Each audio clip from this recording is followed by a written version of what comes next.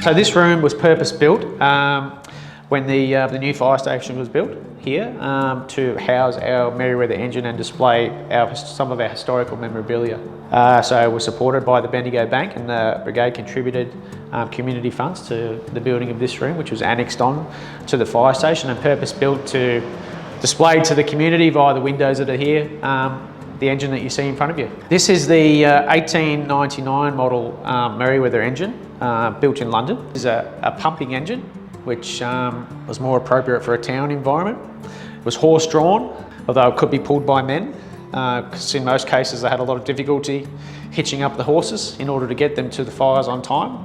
It's designed to be operated by over 20 men, 8 of them alone to operate on these handles here.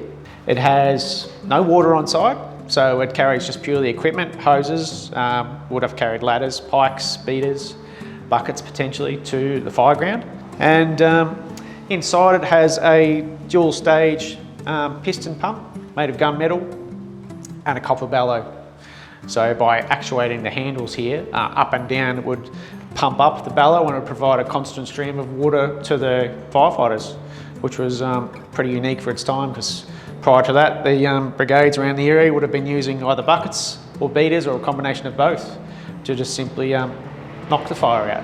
Unfortunately, the history and the minutes and notes of the brigade are a little bit fractured. There was some periods where the minutes were lost, including when the original fire station in 1898 burnt down. So the engine is labelled the number 2 engine on its side, and we know that it was the number 2 engine from the early photos in the 1930s.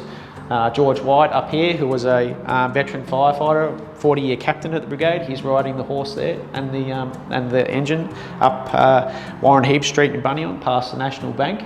And because we've got various photos depicting an engine of a similar type over the years, it's difficult to gather exactly which one, but one of the theories is that this may be the model number 2 engine from the Merryweather factory, or the other theory is that there was indeed the second engine of the brigade, in which case the first engine would have been destroyed. So, to my knowledge, the engine was decommissioned in the brigade somewhere between 1940s and 1960s in that period. It's quite a wide window, but it fell into disrepair and it was rediscovered at a local property here in Buninyong, only a few hundred metres from the fire station, in an old chicken coop, and it was piled up with newspapers. All the fittings were removed from the engine, or most of the fittings. It was just a bare shell of wood and the undercarriage that you see here. So that was discovered by brigade members who had the intention of restoring it, and that's what they did over a 10-15 year period.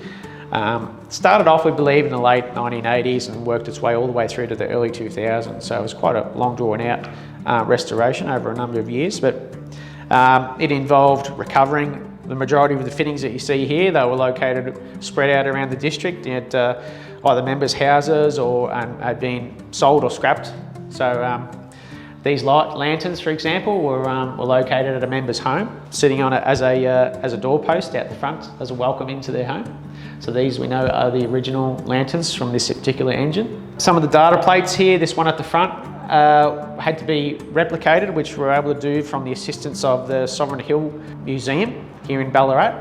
The majority of the engine, as you see here, is original timbers. It would have been sanded back when it was recovered. There's photos of it in a faded pink colour, which at the time was very traditional of the red that we see. It does fade over time.